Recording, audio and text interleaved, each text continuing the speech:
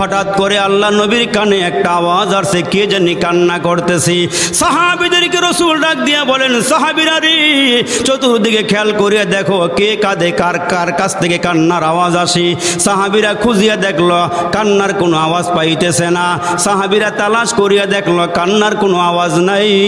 আমার নবী ডাক দিয়ে বলেন, তোমরা কি পাও না কোথায় থেকে কান্নার আওয়াজ আসে? সাহাবীরা ডাক দিয়ে, নবী গো, কোথায় থেকে কান্নার আওয়াজ আসে আমরা পাই না, খুঁজি আওয়াজ কোথায় থেকে আসে। আমার নবী তাকায়া দেখি নবীজির পিছনে যে একটা খুঁটি রাখা আছে, ওই খুঁটিটা মানুষের মতো হাউমাউ করে কান্না শুরু করা দিছে। এই লাঠিকে উস্তুনে হান্নানা বলা হয়। নবীজি ডাক দিয়ে বলে, লাঠি রে, তুই কি জন্য কাঁদস, কান্নার কারণটা কি বল। ওই লাঠির জবান আল্লাহ খুলে দিয়েছেন।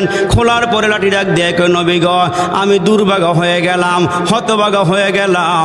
এতদিন পর্যন্ত আমার পিছনে হেলান দিয়া দিয়া আপনি খুতবা দিয়েছেন, মিম্বর হওয়ার পরের থেকে আমি আপনার সহবত পাই না, আপনার থেকে দূরে সরিয়ে গিয়েছি গো নবী। আপনার বিরহ বিচ্ছেদে আমি কান্না করতে। আমার নবী ডাক দিয়ে বলেন, হ্যাঁ খেজুর গাছ, তুই কি চাস বল। কয়, আল্লাহ নবী গো, আমি কি চাই জানেন? আপনি যেই জান্নাতে থাকবেন, আমাকে আপনার সঙ্গে জান্নাতে একটু জায়গা দিয়েন। আর একটু জোরে কন্যা সুবহানাল্লাহ। এরে মুসলমান ভাইরা রে, আমার গাছ আমার নবীরে চিনে, মাছ আমার নবীরে চিনে, জংলার হরিণী পর্যন্ত আমার নবীরে চিনে। রহমতের নবী, বরকতের নবী রাস্তা দিয়ে হাঁটিয়া যায়, জংলার হরিণী পর্যন্ত আমার নবীরে সালাম দেয়, ওট পর্যন্ত আমার নবীরে সালাম দেয়। মুসলমান ভাইরা রে আমার, হাদিসের কিতাবের মধ্যে আসছে, একজন বুড়ো বুড়ো মুরব্বী সাহাবী, ঘরের মধ্যে একটা বুড়া ওট, ওই ওটটা হঠাৎ করে আল্লাহ নবী রাস্তা দিয়ে যাইতেছেন, ওটটা দৌড়াইয়া আইসা নবীজির কদমের তলায় দাঁড়াইয়া ডাক দিয়া কই, নবী গো, আমার মালিকের বিরুদ্ধে আমি একটা অভিযোগ নিয়ে আসছি। সুবহানাল্লাহ। কোন ওটে আমার নবীর সঙ্গে কথা বলে, ওগো নবীজি, আমি একটা মালিকের বিরুদ্ধে অভিযোগ নিয়ে আসছি। ইয়া রাসূলুল্লাহ, ইয়া হাবিবাল্লাহ, ওগো নবীজি, দীর্ঘদিন ধরে আমি আমার মালিকের খেদমত করতেছি, মালিক আমার উপরে বোঝা উঠাইয়া দেয়, আমি কোনোদিন নিষেধ করি না, কোনোদিন খানা আমারে কম দেয়, আমি অভিযোগ করি না, মালিককে কষ্ট দেই না, মালিক মাঝে মাঝে আমারে খানা দেয় না, মালিকের বিরুদ্ধে আমার কোনো অভিযোগ নাই। তবে গো নবীজি, আমি কেন অভিযোগ নিয়ে আসছি জানেননি? কয়, কি অভিযোগ নিয়ে আসছ?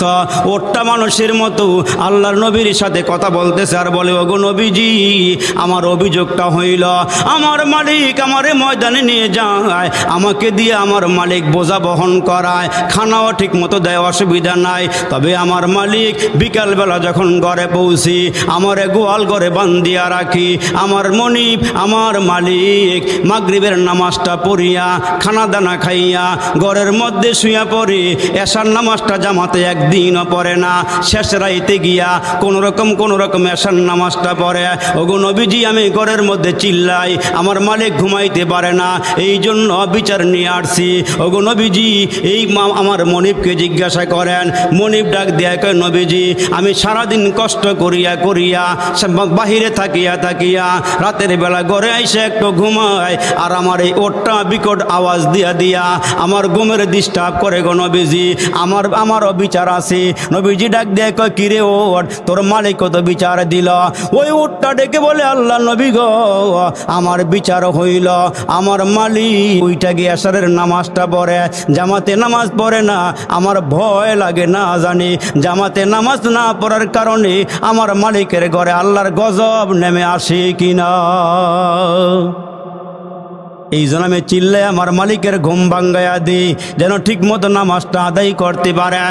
মুসলমান বন্ধুরা রে আমার আল্লাহ ডাক দিয়া বলেন, তোমাদেরকে জন্মের পরের থেকে এত নেয়ামত খাওয়াইলাম, এত নেয়ামত তোমারে দিলাম, ওহিন তাউদ্দু নিয়ামাতাল্লাহি লা তুহসুহা।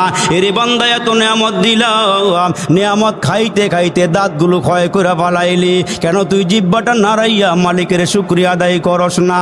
ওই মালিক ঘোষণা দিয়েছিল, লা ইন শাকারতুম লা আযীদান্নাকুম, নেয়ামতের শুকরিয়া আদায় করবা, আমি আল্লাহ তোমাদের নেয়ামত বাড়াইয়া দিব।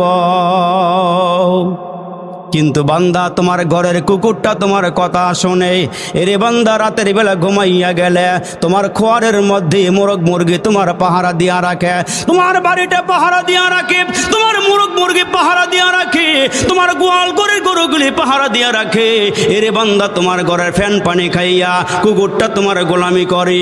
অথচ আমার আল্লাহ ডাক দিয়া বলেন, লাকাদ খালাকনাল ইনসানা ফি আহসানি তাকওয়িম। এরে মানুষ তোমার এত সুন্দর করে বানাইলাম, এরে বান্দা তোমার অঙ্গ প্রত্যঙ্গের দিকে তাকাইয়া দেখো, এক একটা অঙ্গের দিকে তাকায় দেখো আমি আল্লাহ কত সুন্দর করে বানাইলাম। এরে বান্দা এত নেয়ামত পাইয়া তুই কেন শুকরিয়া আদায় করস না? তুই কেন নিমক হারামি করস? নুন খাইয়া কেন গুণ গাস না? ওই মালিক ডাক দেখ, বান্দা আমি 5 বেলা মুয়াজ্জিন দিয়ে আজান দেওয়াইলাম, 5 বেলা মুয়াজ্জিন দিয়ে ডাক দেওয়াইলাম, হাইয়া আলাস সালাহ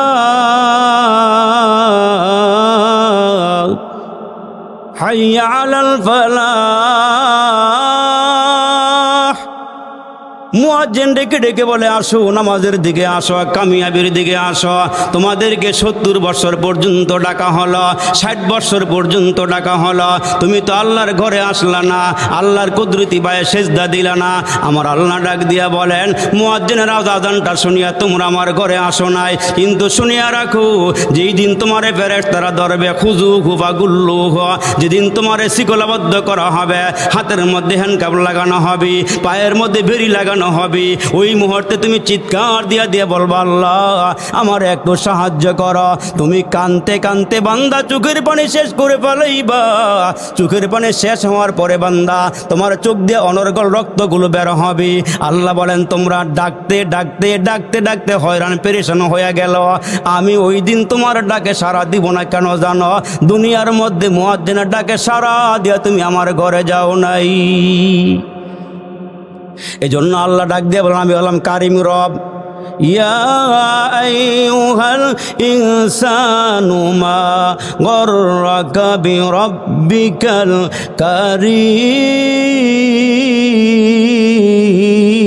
কারীম। ওই কারিম রব ডেকে ডেকে বলে, বান্দা তুই আমার কাছে চোখ চাস নাই, না চাওয়ার আগে আগে তোরে চোখ দিলাম। এরে বান্দা তুই তো আমার কাছে হাত চাস নাই, না চাওয়ার আগে আগে তোমার হাত দিয়ে দিলাম। এরে বান্দা তুই তো আমার নিকটে জবান চাস নাই, এরে বান্দা তুই না চাওয়ার আগে আগে আমি আল্লাহ জবান দিয়ে দিলাম। মায়ের গর্ভের থেকে দুনিয়াতে আইসা তুই হাউমাউ করিয়া কাঁদস, আল্লাহ মায়ের পেটে ছিলাম, খানা পাইতাম, খানা খাইতাম, এখন জমিনে চলে আসছি, আব্বা চিনি না, মা চিনি না, কে খানা খাওয়াবি, কে আমারে আদর করবি, কে আমারে সোহাগ দিবি? আমার আল্লাহ ডাক দেখ, বাচ্চারে কান্নার কোনো কারণ নাই, চিন্তার কোনো কারণ নাই। আমি আল্লাহ তোর মায়ের পেটে তোরে খানা খাওয়াইছি, জমিনে আসার পরে তোরে খানা খাওয়া লাগবি, আমি আল্লাহ এটাও জানি। এরে বান্দা তুই আসার আগে আগে তোর মুখের মধ্যে দাঁত ছিল না, তুই শক্ত খাবার খেতে পারবি না। এই জন্য আমি আল্লাহ তুই জমিনে আসার আগে আগে আমি আল্লাহ তোর মায়ের বুকে আমি তোর জন্য খানা রিজার্ভ করে রেখে দিয়েছি। যখন তুমি ছোট্ট ছিলা, দাঁত ছিল না মুখে, তরল খাবার দিলেন আল্লাহ তোমার মায়ের বুকে। যখন তুমি ছোট্ট ছিলা, দাঁত ছিল না মুখে, তরল খাবার দিলেন আল্লাহ তোমার মায়ের বুকে। সেই আল্লাহ রে ভুইল না রে, জীবন যাকার থাক, আল্লাহ রে ডাক রে বান্দা, আল্লাহ রে ডাক। জোরে কন্যা মারহাবা। ওই মালিক আল্লাহ ডেকে বলে, বান্দা তোর মার থেকে তোরে আমি বেশি মায়া করি, তোর আব্বার থেকে আমি তোরে বেশি মায়া করি, ঠিক কিনা? জোরে বলেন। মা এত মায়া কেন করে? মা 10 মাস 10 দিন আমার পেটে বোঝা বইছে, এজন্য মা মায়া করে। এরই মুসলমান এমন কোনো মা নাই, এমন কোনো বাবা নাই, সন্তানটাকে একটা খালি ঘরের মধ্যে ঢুকাইয়া দরওয়াজা বন্ধ করে দিয়া, জানালাগুলো বন্ধ করে দিয়া, বিষাক্ত একটা সাপ ঘরের ভিতরে ঢুকাইয়া বাহির দিয়া তালা মারা দেয়। এমন আব্বা আম্মা কিন্তু দুনিয়ার মধ্যে নাই, কারণ আব্বা আম্মা সন্তানকে মায়া করে বিদায় এই কাজটা করতে পারে না। আমার আল্লাহ ডাক দিয়া কয়, মানুষ তোর আব্বা আম্মার থেকে আমি মাওলা তোরে কোটি কোটি গুণ বেশি মোহাব্বত করি। তুই ঘরের মধ্যে গুনাহ করার পরেও আমি আল্লাহ তোরে পাকড়াও করি না, বাহিরে যাওয়ার সুযোগ দিয়া দেই। আবার যখন বাহিরে গিয়া গুনাহ করো এরে বান্দা অসম্মানই করি না, আবার ঘরের মধ্যে সম্মানের সঙ্গে পৌঁছাইয়া দে। আমি আল্লাহ হলাম সেই রব, আমি আল্লাহ তোরে বলি না তুই আমারে ভুলিয়া গেল, আমি আল্লাহ তোরে বলি না তুই জমিনে আমারে স্মরণ করলে, আমি আল্লাহ আসমানে তোরে স্মরণ করি। এরে মুসলমান বন্ধুরা রে আমার, ইহুদির সন্তান ইহুদি লইয়া বের হয়ে গিয়া বলে মুহাম্মদের দিকে নজর দিলাম, তাকায়া দেখি মুহাম্মদ যাইতেছে আর মুহাম্মদকে আকাশের মেঘমালা ছায়া দিয়া নিয়ে যায়। ইহুদির সামনে গিয়া দাঁড়ায়া বলে, আপনার পরিচয়টা বলেন। আমার নাম হচ্ছে মুহাম্মদ, বাবার নাম হচ্ছে আব্দুল্লাহ, দাদার নাম হচ্ছে আব্দুল মুত্তালিব। কয় তাইলে মনে হয় আপনি শেষ নবী। আর একটু জোরে বলেন। কারণ হইল তাওরাতের পাতায় পাতায় আপনার নাম, সুবহানাল্লাহ কোন, ইনজিলের পাতায় পাতায় আপনার নাম, জাবুরের পাতায় পাতায় আপনার নাম, কোরআন শরীফের মধ্যে আমার নবীর মাথার থেকে নিয়ে পা পর্যন্ত এ টু জেড সব কিছুই আছে।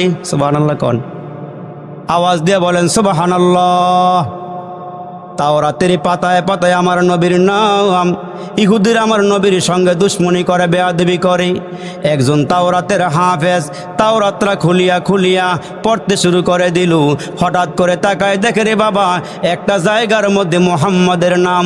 সুবহানাল্লাহ কোন, কার নাম? মুহাম্মাদুর রাসূলুল্লাহ সাল্লাল্লাহু আলাইহি ওয়াসাল্লাম। তাকবীর মে কলমা মে নমাজু মে আযামে, तकबीर में कलमा में नमाजू में अज़ा में है नाम अल्लाही से मिला नाम मोहम्मद। फरमाते हैं आदम के मुझे खुल्द तोरी में लिखा हुआ तो बाप मिला नाम मोहम्मद। জীবনের চাইতে বেশি ভালোবাসি যারে, জীবনের চাইতে বেশি ভালোবাসি যারে, একবারও দেখি নাই তারে। জানি না আমার ভালোবাসায় আছে কি ভুল, একবার হলেও দেখা দাও হে প্রিয় রাসূল। সর্বোচ্চ শিখরে তিনি নিজ মহিমায় কাটিল তিমির রাশি, যার রূপের আভায় চরিত্র মাধুরিতা অতি মনোরম। আল্লাহু আকবার, জোরে বলেন। তাওরাতের পৃষ্ঠার মধ্যে পাতার মধ্যে আমার নবীর নাম। ওই তাওরাতের হাফেজ মুহাম্মদ নবীর নামটা দেখা একেবারে গরমাক্ত হয়ে গিয়েছে, তেলে বাগুনে জ্বলে উঠছে। তাওরাত কিতাব হযরতে মূসা আলাইহিস সালামের ওপরে নাজিল হয়েছে, এখানে মুহাম্মাদের নাম কেন আসবে? মুসলমান নবীর নামের সঙ্গে দুশ্মনী কইরা এখানে একটু খেয়াল করিয়া শোনেন, কেমন একটা নাম নির্বাচন করেছেন আমার আল্লাহ আমার নবীর জন্য, মুহাম্মদ। দেখেন ঈসার নাম নিবেন ঈসা, দুই ঠোঁট মিলে না। মূসা মুসলমান মিলে না। ইব্রাহিম দুই ঠোঁট মিলে না। ও মুসলমান আরও অন্যান্য পয়গম্বর ইয়াকুব বলেন, ইব্রাহিম বলেন, ইসমাইল বলেন, মূসা বলেন, ঈসা বলেন। অথচ আমার আল্লাহ ডাক দেয়া কয় মানুষ মুহাম্মদের নাম নিবা ভক্তি সহকারে চুমা দিয়া নিবা, কারণ মুহাম্মদ। জোরে কন্যা সুবহানাল্লাহ। মুহাম্মদ চুমা দিয়া নবীর নামটা নেওয়া লাগে মুহাম্মদ। কি সুন্দর একটা নাম আল্লাহ মুহাম্মদকে দিয়েছে। যুবক কলিজার টুকরা বন্ধুরা রে, তাওরাতের পৃষ্ঠার দিকে নবীর নামটা কর্তন করে ফেলেছে। কাইটা তাওরাত কিতাবটা বন্ধ কইরা তাকের মধ্যে রাইখা চলে গেছে। আজকে এক পৃষ্ঠার মধ্যে মুহাম্মদের নাম পেয়েছে, কাইটা ফলাইয়া দিয়েছে। পরের দিন আইসা আবার তাওরাতরা খুলিয়া দেখে যেই জায়গা থেকে নবীর নাম কেটেছে এক জায়গা থেকে নবীর নাম কাটা। আজকে তাকায়া দেখে দুই জায়গার মধ্যে আমার নবীর নাম উঠে আসে। আল্লাহু আকবার, আল্লাহু আকবার। এক জায়গা থেকে তাওরাতের হাফেজ নাম কাটছে মুহাম্মদের, পরের দিন আইসা দেখে দুই জায়গার মধ্যে আমার নবীর নাম, তারপরেও দুই জায়গা থেকে নবীর নামটা কাটছে। কত বড় দুশ্মন নবীর নামের সঙ্গে, দুই জায়গা থেকে নাম কেটে ফেলে দিয়েছে। পরের দিন তাকায় দেখে চার জায়গার মধ্যে আমার নবীর নাম। সুবহানাল্লাহ, জোরে বলেন আওয়াজ করে। চার জায়গার থেকে নবীর নাম কাটছে, পরের দিন আইসা দেখে আট জায়গার মধ্যে আমার নবীর নাম। আটটা জায়গার থেকে নবীর নাম কেটে দিয়েছে, পরের দিন তাকায় দেখে 16 জায়গার মধ্যে নাম। সুবহানাল্লাহ, জোরে বলেন। তাওরাতরা বন্ধ করে দুইজনেই বন্ধু হাফেজ, তাওরাতের হাফেজ। তা এক বন্ধু নামগুলো কাইটা কাইটা ওই বন্ধুর বাড়িতে গিয়ে দেখে আজকে বন্ধু তাওরাত পড়ার কথা, বন্ধু তাওরাত পড়ে না, বন্ধু কোরআন শরীফ পড়তেছে। আর একটু জোরে বলেন সুবহানাল্লাহ। তাওরাতের হাফেজে কোরআন খুইলা কোরআন পড়তেছে, বন্ধু গিয়া বলে আশ্চর্য ব্যাপার, দুইজনে একসঙ্গে তাওরাতের হাফেজ হইলাম, তুমি এখন তাওরাত বাদ দিয়ে দিয়ে এখন কোরআন শরীফ পড়ো। কয় তুমি কি জানো না কি হয়েছে? কয় না জানি না। কয়েকদিন আগে না মুহাম্মাদের কালমা পড়ে মুসলমান হয়ে গেছি। আর একটু জোরে বলেন সুবহানাল্লাহ। কয়েকদিন আগে মুহাম্মাদের কালমা পড়ে মুসলমান হয়ে গেছি। বন্ধুরই একটা খবর নিয়ে আসছিলাম, দুঃসংবাদ নিয়ে আসছিলাম। কয় কি দুঃসংবাদ? মুহাম্মাদের নাম তাওরাতের পৃষ্ঠার থেকে একবার কাটছি, পরের দিন গিয়ে দিকে 2 জায়গার মধ্যে উঠে আসে। 2 জায়গা থেকে কাটছি, পরের দিন তাকায় দেখে 4 জায়গার মধ্যে মুহাম্মাদের নাম উঠে রয়েছে। 4 জায়গা থেকে মুহাম্মাদের নাম কাটছি, পরের দিন গিয়া দেখে 8 জায়গার মধ্যে মুহাম্মাদের নাম উঠে রয়েছে। 8 জায়গা থেকে কাটছি, পরের দিন গিয়া দেখে 16 জায়গার মধ্যে মুহাম্মাদের নাম। ওই বন্ধু হাফেজে কোরআন হইতেছে, কোরআন মুখস্থ করতেছে, মুসলমান হয়ে গেছে।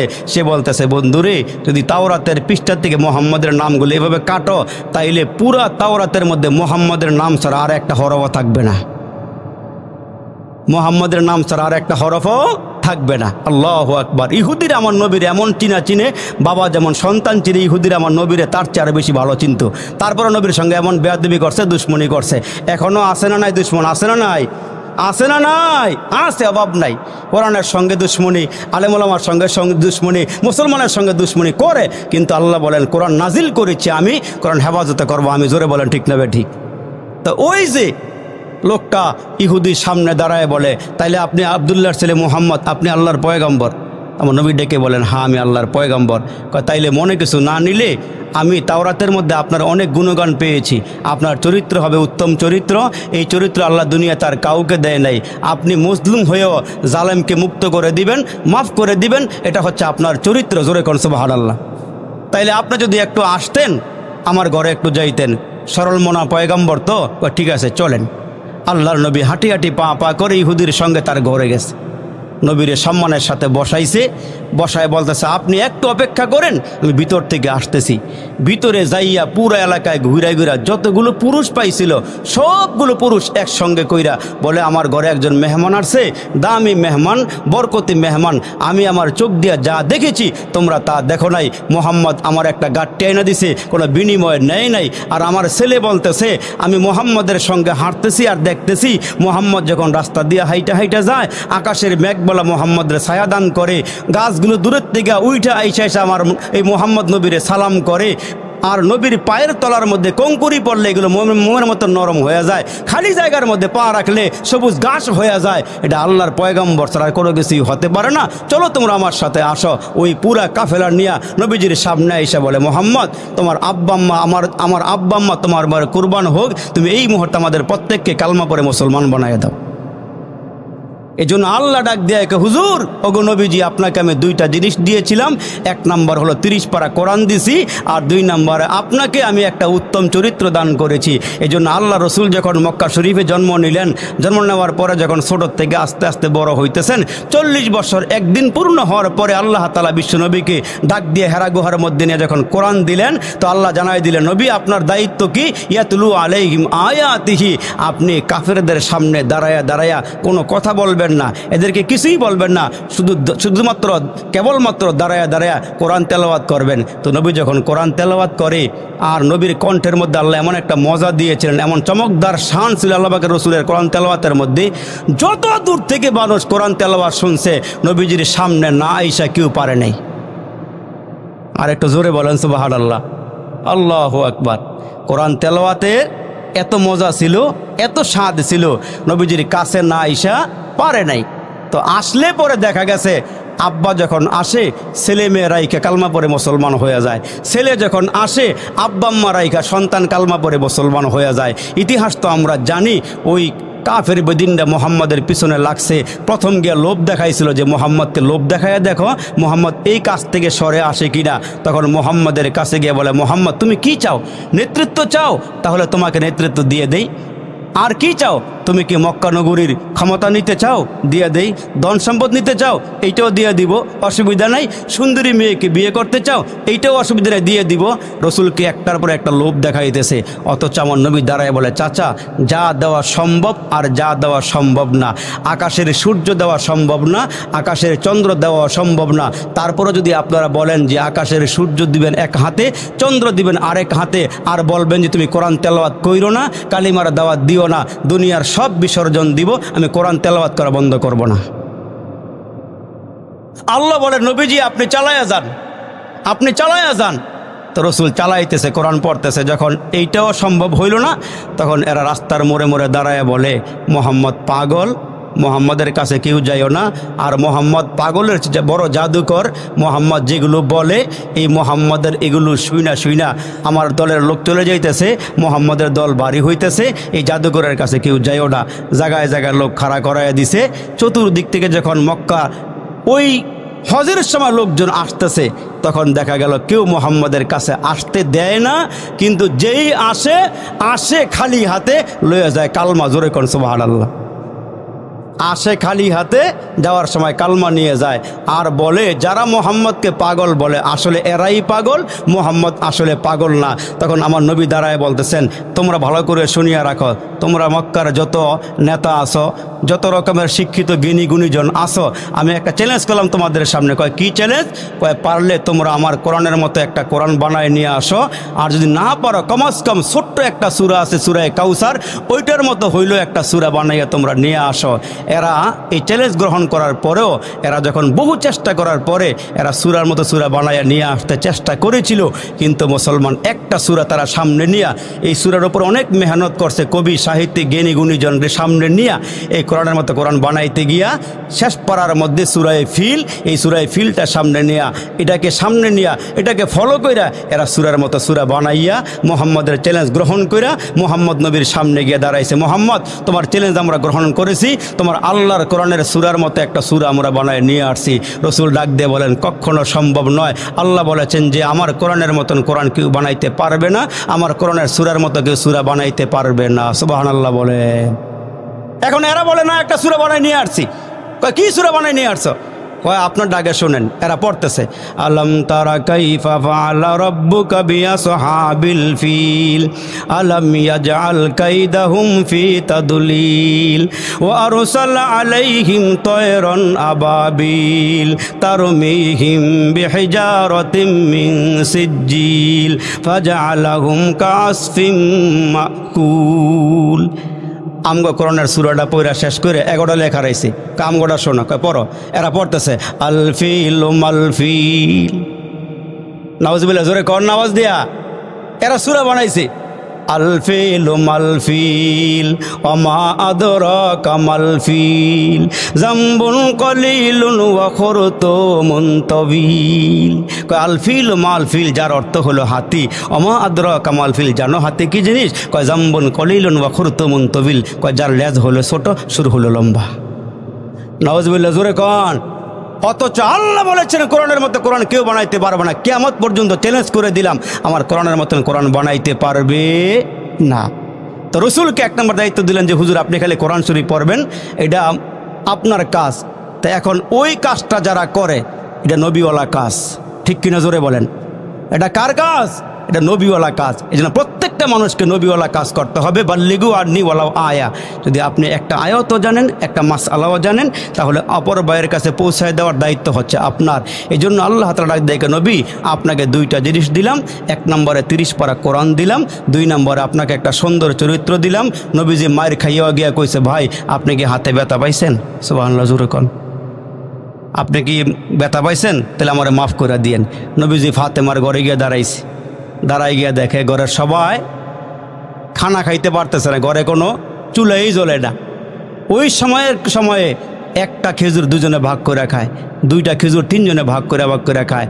তো ফাতেমার ঘরের দরওয়াজার সামনে রসুল যখন দাঁড়াইছে, আওয়াজ দিচ্ছে, ঘরের ভিতর থেকে আওয়াজ দিচ্ছে ফাতেমা। নবীজি ফাতেমারে খুব বেশি ভালোবাসতেন, ছোট্ট মেয়ে তো। আর এই ছোট্ট মেয়েটা বলছিল, মা যখন দুনিয়া থেকে বিদায় হওয়ার সময় হয়েছে, মা খাদিজা তখন কাছে গিয়ে বলছিল, মা টেনশন করার কোনো দরকার নাই, তুমি দুনিয়ার থেকে বিদায় হয়ে যাওয়ার পরে আমার বাবাকে দেখে রাখার দায়িত্ব আমি নিজে নিয়ে নিলাম। সুবহানাল্লাহ জোরে বলেন। নবীজি মেয়েটারে বেশি ভালোবাসে। তা নবীজি গিয়া দরওয়াজা আওয়াজ দিলেন, মা ঘরে কে আসো? আমি বাবা ঘরে আসি, কিন্তু আপনি বাবা হয়ে ঘরে ঢুকবেন, আমার পরনে আপনার সামনে আসার মতন জামা আমার পরনে নাই। নবীজির মেয়ে ওই ঘরটার মধ্যে মুসলমান ভালো সোফা নাই, বড় ভালো আলমিরা নাই, ভালো খাট নাই, কিন্তু ঘরটা জান্নাতি পরিবেশ দিয়ে ভরপুর। সুবহানাল্লাহ বলেন। বলে বাবা ঘরে আইসেন না, আপনার সামনে আসার মতন জামা আমার পরনে নাই।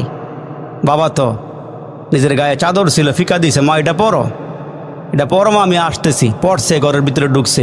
হাসান হোসেন কাঁদে কেন? আব্বা ক্ষুধা লাগছে বিদায় এরা কাঁদে। তোমার চেহারা এমন কেন? ঘরে কোনো খানা নাই। তো নবীজি বলতেছে, মা ঠিক আছে আমি আসতেছি। আল্লাহ নবী রহমতের নবী ঘর থেকে বেরো হয়ে গেলেন। ঘর থেকে বের হইয়া রসুলে আরবি একটু সামনে যাওয়ার পরে তাকায় দেখে একজন ইহুদির বাগানে ইহুদি দাঁড়ায় আসি। ইহুদি দাঁড়াইয়া আসে, বুড়া মানুষ। নবীজি সামনে গিয়ে বলে, চাচা এই বাগান কার? কয় বাগান আমার। কয় কোনো কাজের লোক লাগবে নি? কয় হ্যাঁ লাগবে। তুমি কি কাজ করতে আসছো? কয় হ্যাঁ। কয় তোমার চেহারার দিকে তাকাইয়া তোমাকে শ্রমিক মনে হয় না, কাজের লোক মনে হয় না। কয় কাজের লোক মনে হোক বা না হোক, আমি কাজ করতে পারলেই তো হয়। কি বলেন, কি কাজ করতে হবে বলেন? ওই ইহুদি ডাক দিয়ে বলে, কাজটা হইল কুয়ার ভিতর থেকে পানি উঠাইবা, এক বালতি পানির বিনিময়ে তোমাকে 3টা খেজুর দেওয়া হবে। এক বালতি পানি উঠাইয়া গাছের গোড়ায় দিলে বিনিময়ে তোমাকে 3টা খেজুর দেওয়া হবে। তো রহমতের নবী বালতির মধ্যে রশি বাইদা কুয়ার ভিতরে ফালাইছে। রশি লাগায় সেরা দিয়া পানি উঠাইতেছে 8টা বালতি পানি উঠাইছে। রশি দুর্বল হইয়া ওই পানি লাগতে লাগতে দুর্বল হয়ে গেছে।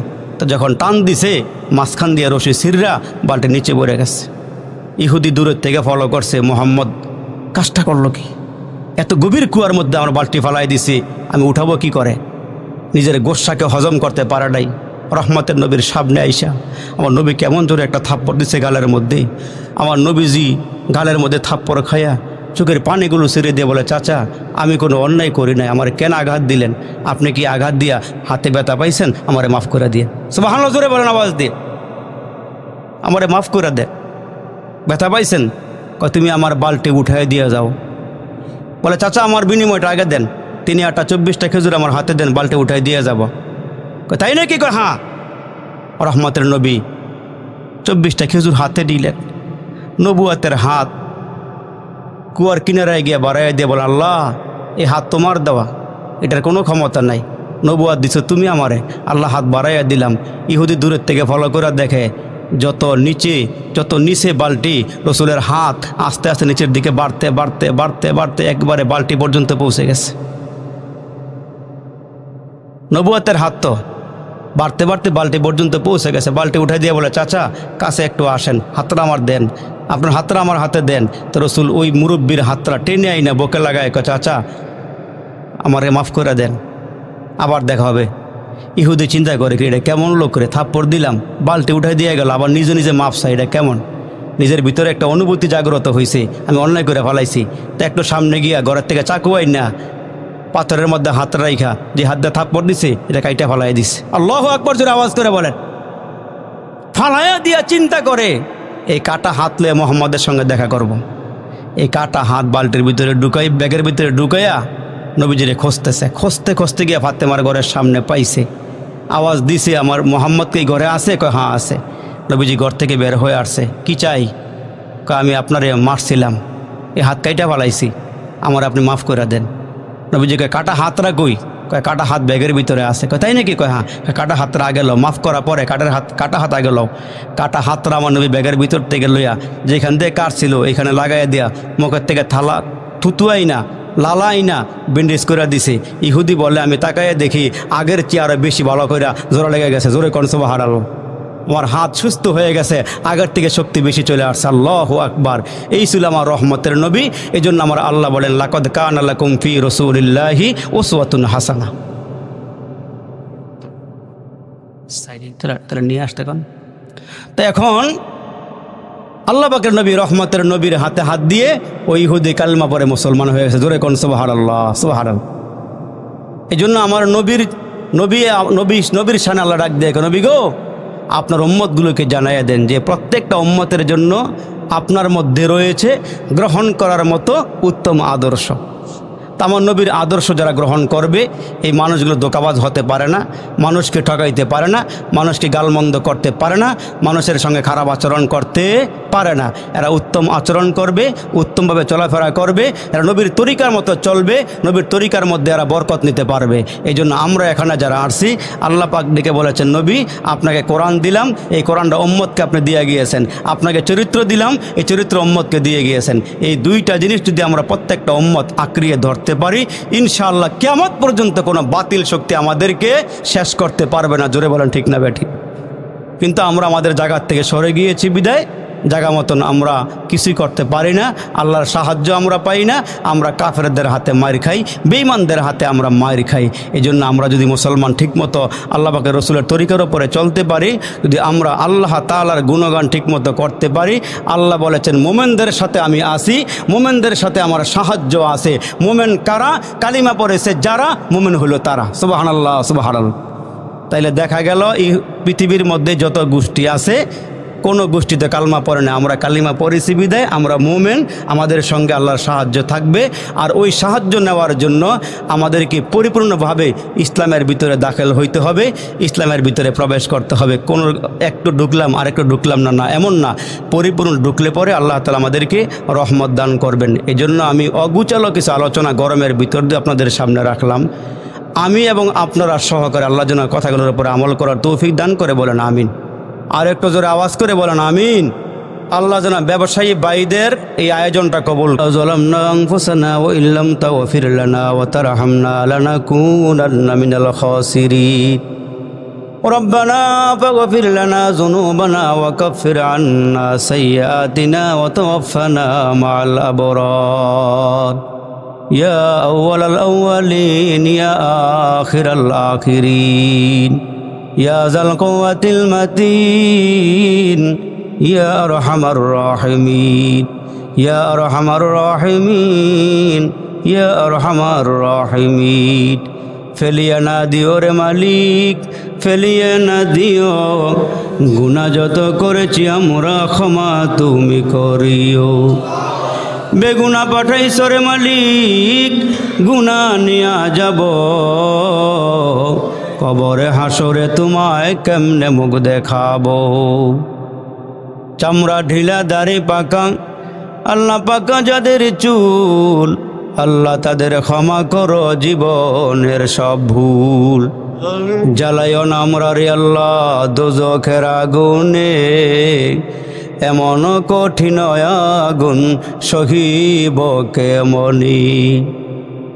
এরে মালিক তাকায়া দেখো তোমার কতগুলো আশিকিন জাকিরিন পাগল প্রেমিক বান্দারা, ইয়া আল্লাহ মাহফিলের শেষে তোমার শাহী দরবারে হাতগুলো বাড়ায়া ধরেছি। এরে মাবুদ জীবনে কত গুনাহ করেছি, গুনার বোঝা লইয়া কাঙ্গালের মতো হাতগুলো বাড়াইছি রে মালিক। জানি না কোন বাবার জন্য কোন ভাইয়ের জন্য আজকের মুনাজাতরা জীবনের শেষ মুনাজাত হয়ে যায়। এরে মালিক জানা নেই এই তালতলা মার্কেটের কোন দোকানের কাফনের কাপড় আমাদের জন্য তৈয়ার হইয়া গেছে রে মাবুদ। হে মাবুদ জানা নাই কোন বাঁশ বাগানের বাঁশগুলো পেকে গেছে রে মাবুদ। ইয়া আল্লাহ জানি না তোমার ঘরের পালকিটা কোন দিন আমাদের ঘরের দরওয়াজায় হাজির হয়ে যায়। ইয়া আল্লাহ আমরা অপরাধীরা, আমরা গুনাহগারের আল্লাহ তোমার দরবারে হাতগুলো বাড়াইয়া দিয়েছি। এ মাবুদ দীর্ঘদিন পরে এলাকাবাসীর ভাইদের সঙ্গে আমার দেখা, ইয়া আল্লাহ মেহেরবানি করে জীবনের গুনাহগুলো ক্ষমা করে দাও, আমাদের জিন্দেগির সব গুনাহগুলো মাফ করিয়া দাও। হে মাবুদ জানি না ইয়া আল্লাহ কোন দিন জানি আমাদের সামনে মালাকুল মউত দাঁড়াইয়া যায়, কবে জানি গো আমাদেরকে পাকড়াও করিয়া নিয়ে যায়। গুনাহ লইয়া যদি কবরে যায়, হাসরের কঠিন ময়দানে জাহান্নামের বেড়িগুলো গলায় লাগাইও না। ইয়া আল্লাহ জাহান্নামের বেড়ি যদি গলায় লাগাইয়া টানিয়া টানিয়া জাহান্নামের আগুনে ফেলিয়া দাও। ইয়া আল্লাহ, ওই দিন তো আমাদের কোনো উপায় থাকবে না রে মাবুদ। আজকের এই ময়দান থেকে আমাদের জীবনের সব গুনাহ খাতাগুলো মাফ করিয়া দাও। আয় আল্লাহ, যারা হাতগুলো বাড়াইছে জানি না কার জানি মা নাই রে মালিক, কে জানি জনম দুঃখিনী মা হারাইছে, কে জানি আব্বা হারাইছে রে মালিক। এই ময়দানের চতুর্দিকে তাকাইলাম, নিজের বাবার চেহারার মতো একটা মানুষও খুঁজে পাইলাম না রে মাবুদ। ইয়া আল্লাহ, কে জানি নিজের হাতে নিজের বাবারে কসলায় কসলায় গোসল দিয়েছে, কে জানে 3টা কাফনের কাপড় পরাইয়া খাটিয়াতে শোয়াইছে। খাটিয়াতে শোয়ানোর পর ছোট ছোট ভাই বোনগুলো আব্বার কিনারায় দাঁড়ায় বারবার আব্বারে বলেছে, আব্বা তুমি কই যাও? এই নতুন কাপড় পরিধান করছো, কবে বাড়িতে ফিরবা? আব্বা কেন জানি আজকে কোনো কথা বলে না, চেহারার কাপড়টাও সরায় না। ভাই বোনগুলো মার কাছে গিয়া কয়, মারি অন্যায় করেছি, অপরাধ করেছি, আব্বার কাছে কেন বিচারে দিলা রে মা? আব্বা এত রাগ করছে, মুখের কাপড়টাও সরায় না।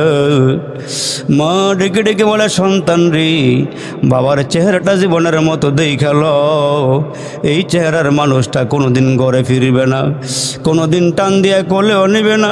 এরে বাবা, কে জানি আব্বা হারাইছো রে বন্ধু। আজকের এই ময়দান থেকে যদি আব্বা আম্মার জন্য 1 ফোঁটা 2 ফোঁটা চোখের পানি পালাইতে পারো, এরে বন্ধু, যে আব্বা লেখাপড়া করাইলো, যে মা তোমারে দুধ পান করাইলো, যে আব্বা নিজে না খাইয়া তোমারে খাওয়াইছে, মা পান খাইতে গিয়া গাছের পাতা চিবাইছে, তোমারে টাকা দিয়া দিয়ে আব্বা লেখাপড়া করাইছে, মা লেখাপড়া করাইছে। এই শীতের রাতে মা ভালো চাদর কিনে নাই, মা ভালো কম্বল কিনে নাই, তুমি সন্তানকে মা কম্বল পিজা গোমা পাড়াইছি, লেপ দিয়া ঘুম পাড়াইছি। এরে মালিক, কে জানি মা হারাইছে, কে জানি বাবা হারাইছি। এরে বন্ধু, তুমি যদি আজকের ময়দান থেকে আব্বার জন্য 1 ফোঁটা চোখের পানি পালাইতে পারো, মার জন্য 1 ফোঁটা চোখের পানি পালাইতে পারো রে বন্ধু, আমার আল্লাহ তোমার চোখের কোণা থেকে তোমার পানিগুলো নিয়ে জাহান্নামের আগুনে যখন ঢেলে দিবে, জাহান্নামের আগুনগুলো নিভে যাবে। আব্বা আম্মা ডেকে ডেকে বলবে, মালিক কিসের পানি দিলা, যে পানি দিয়ে জাহান্নামের আগুন নিভিয়া গেল? এটা কি আবে হায়াতের পানি, নাকি জমজমের পানি, নাকি হাউজে কাউসারের পানি? ওই মুহূর্তে মাওলা ডেকে ডেকে বলবে, না, এটা হাউজে কাউসারের পানি নয়, এটা আবে হায়াতের পানি নয়, এটা জমজমের পানিও নয়। ওই তালতলা মার্কেটের মধ্যে ওয়াজ হয়েছিল, ওই ওয়াজের মধ্যে বসিয়া তোমার সন্তান তোমাদের কথা মনে করিয়া চোখের পানি ফেলাইছিল। ওই চোখের পানিগুলো মাওলা পাক নিয়া জাহান্নামের আগুনগুলো নিবাইয়া দিয়েছি। এরে ভাই, দিলটারে একটু নরম করিয়া দাও, আব্বা আম্মার জন্য 1 ফোঁটা 2 ফোঁটা চোখের পানিগুলো ফেলাইয়া দাও। কার জানি ভাই নাই, কার জানি বোন নাই, কার জানি বিবি নাই। ইয়া আল্লাহ, আজকের মাহফিলটারে তুমি কবুল করিয়া নাও। ইয়া আল্লাহ, তুমি মুনাজাতরা কবুল আর মঞ্জুর করিয়া নাও। ইয়া আল্লাহ, কবরবাসীর সবাইকে মাফ করিয়া দাও। আল্লাহ, কবরগুলো তুমি জান্নাতের বাগান বানাইয়া দাও। ইয়া আল্লাহ, আজকের মাহফিল থেকে উঠিয়া বাড়িতে যাইতে পারবো এই গ্যারান্টি আমার আপনার কাছে নাই। এই ময়দান ছাড়তে পারবো এই গ্যারান্টি আমাদের কাছে নাই। কত ধনী মানুষ কবরে গিয়া ঘুমায়, কত রাজা বাদশা কবরে গিয়া ঘুমায়, কত আলেম কত পীর বুজুর্গ কবরে ঘুমায়, কত শিক্ষিত মানুষ কবরে গিয়া ঘুমাইছে রে মালিক। ইয়া আল্লাহ, ওই কবর আমাদেরকে ডাকে, আর বেশি দেরি নয়, তোমাদের আসার সময় হয়ে গেছে, কোন দিন জানি কবরে ঘুমায় যাও। ইয়া আল্লাহ তুমি আমাদেরকে বঞ্চিত করিও না। ইয়া আল্লাহ যারা আয়োজনটা করেছে আল্লাহ তুমি এদের আয়োজনটা কবুল করিয়া নাও। ব্যবসায়ী ভাইদের ব্যবসার মধ্যে আল্লাহ তুমি বরকত দিয়ে দাও। চাকরিজীবী ভাইদের চাকরির মধ্যে বরকত দিয়ে দাও। ইয়া আল্লাহ এই মার্কেটকে আল্লাহ আপদ বিপদ মালা মুসিবত থেকে হেফাজত করিও। দোকানদারের দোকানগুলো বালা মুসিবত থেকে হেফাজত করিও। হালাল রিজিক দান কইরো রে মালিক, হালাল রিজিক দান কইরো। যারা যারা আলোচনা করেছে প্রত্যেকের আলোচনাগুলিকে নূরওয়ালা বানাইয়া দিও। আল্লাহ কথাগুলোর উপর আমাদেরকে আমল করার তৌফিক দান করিও। এরে মালিক দেশে বিদেশে কত মোনাজাত দিয়েছি, জানি না কোন মোনাজাত তোমার দরবারে কবুল হইছে রে মালিক। ইয়া আল্লাহ আজকে আমার বিশ্বাস তোমার বান্দাগুলো যেমন তোমার ডাক দেয় রে মালিক, আজকের দোয়া মনে হয় তুমি ফেরত দিবা না রে আল্লাহ। মেহেরবানি করে আজকের মুনাজাতরা কবুল করিয়া নাও। ইয়া আল্লাহ আজকের মুনাজাতরা কবুল করিয়া নাও। এই মাহফিল থেকে একজন রে ওলি বানাইয়া দোয়া কবুল করিয়া নাও। ইয়া আল্লাহ একজনকে নেককার বানায় আমাদের প্রত্যেকের মুনাজাতরা কবুল করিয়া নাও। ইয়া আল্লাহ জানতে চাইতেছি আমাদের দোয়া কবুল করছো নি? ইয়া আল্লাহ আমাদের মুনাজাত ফেরত দিও না, কবুল করিয়া নাও। ইয়া আল্লাহ তুমি আমাদের সকলের মুনাজাতগুলো কবুল করিয়া নাও। মোহাব্বতে ওয়াজ শুনলো যারা এই মাহফিলে আসিয়া, আল্লাহ তাদের মরণ কইর কাবা ঘরে নিয়া, আল্লাহ তাদের মরণ কইর রওজা পাকে নিয়া। মোহাম্মদ মুস্তফা নবী হাবিব তোমার মোদের দোয়া কবুল করো আল্লাহ উসিলা তাহার। সবাই পড়েন রব্বির হামহুমা কামা রব্বায়ানি সগীরা, রব্বির হামহুমা কামা রব্বায়ানি সগীরা। সুবহানা রাব্বিকা রব্বিল ইজ্জাতি আম্মা ইয়াসিফুন ওয়া সালামুন আলাল মুরসালিন।